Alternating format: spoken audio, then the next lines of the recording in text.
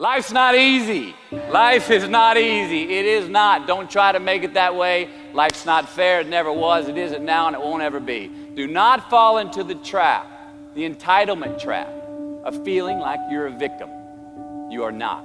Get over it and get on with it. Happiness is an emotional response to an outcome. If I win, I will be happy. If I don't, I won't. It's an if-then, cause and effect, quid pro quo standard that we cannot sustain because we immediately raise it every time we attain it.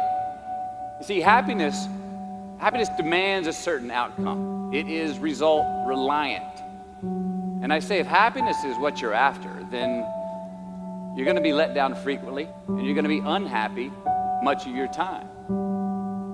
Joy, though, joy is a different thing. It's something else. Joy is not a choice.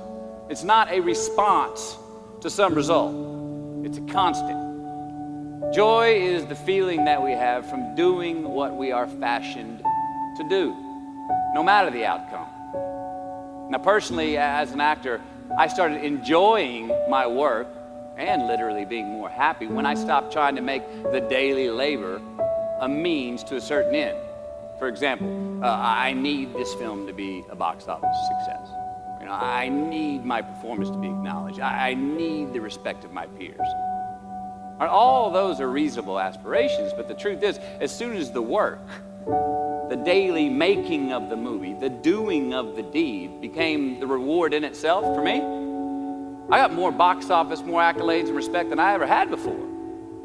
See, joy is always in process. It's under construction. It is in constant approach, alive and well in the doing of what we're fashioned to do and enjoying it. Define success for yourself. Money is king today. It's what makes the world go round. It is success. The more we have, the more successful we are, right? Now, I would argue that our cultural values have even been financialized. Humility is not in vogue anymore. It's too passive. It's a get rich quick on the internet, richest 15 minutes of fame world that we live in, and we see it every day. But we all want to succeed, right? So the question that we got to ask ourselves is what success is to us, what success is to you. Is it more money? That's fine. I got nothing against money. Maybe it's a healthy family. Maybe it's a happy marriage. Maybe it's to help others, to be famous, to be spiritually sound, to leave the world a little bit better place than you found it.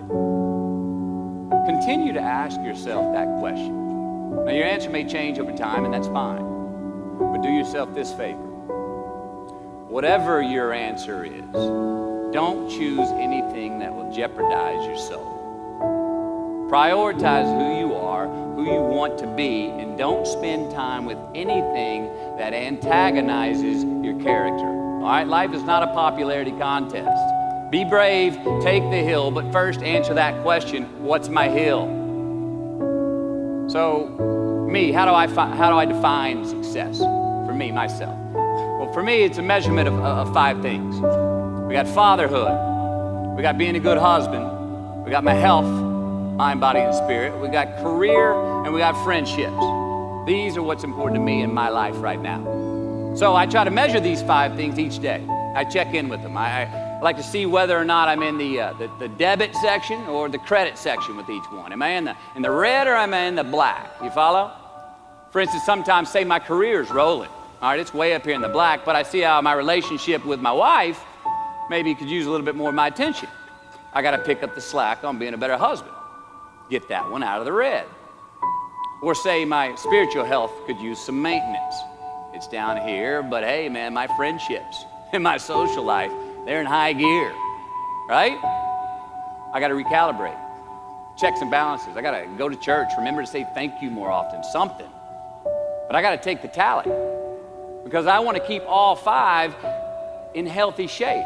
And I know that if I don't take care of them, if I don't keep up maintenance on them, one of them is going to get weak, man. It's going to dip too deep into the debit section. It's going to go bankrupt. It's going to get sick, die even. So first, we have to define success for ourselves. And then we have to put in the work to maintain it. Take that daily tally. Tend our garden. Keep the things that are important to us in good shape. let's admit it.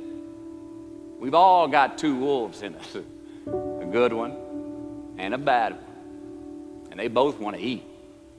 The best I can tell, we just got to feed that good one a little. It is just as important where we are not as it is where we are.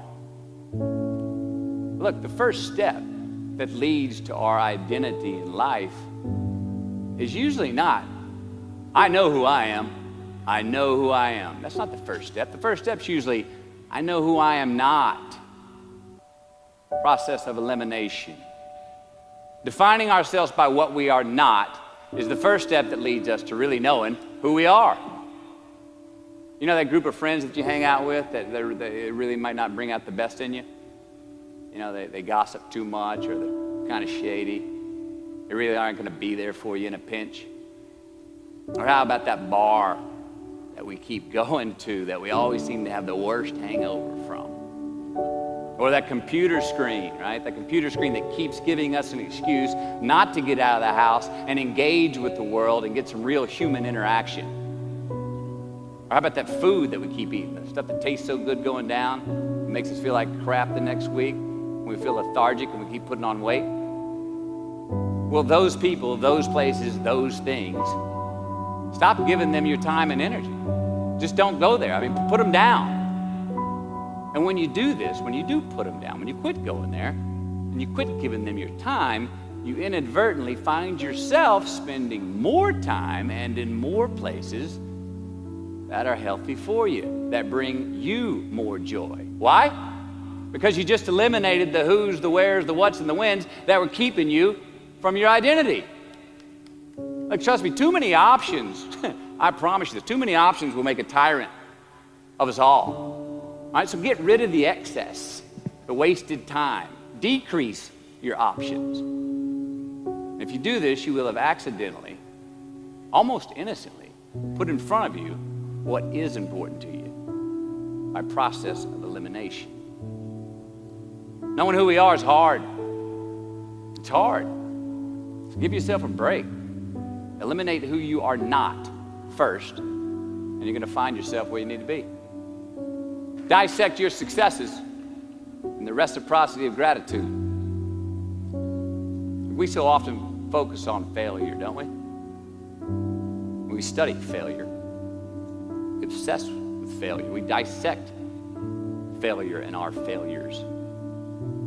We dissect them so much we end up intoxicated with them to the point of disillusion.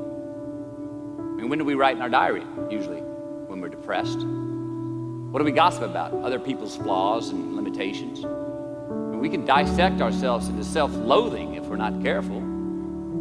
I find that most of the times our obsession with what is wrong just ends up breeding more wrong, more failure. Now, the easiest way to dissect success is through gratitude. Giving thanks for that which we do have, for what is working. Appreciating the simple things we sometimes take for granted. We give thanks for these things, and that gratitude reciprocates, creating more to be thankful for. It's really simple, and it works.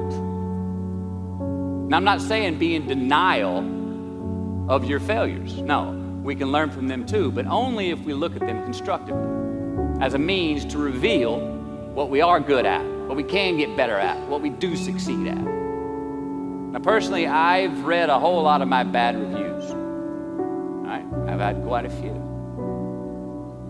Written by the more talented critics, they are the ones who give constructive bad reviews.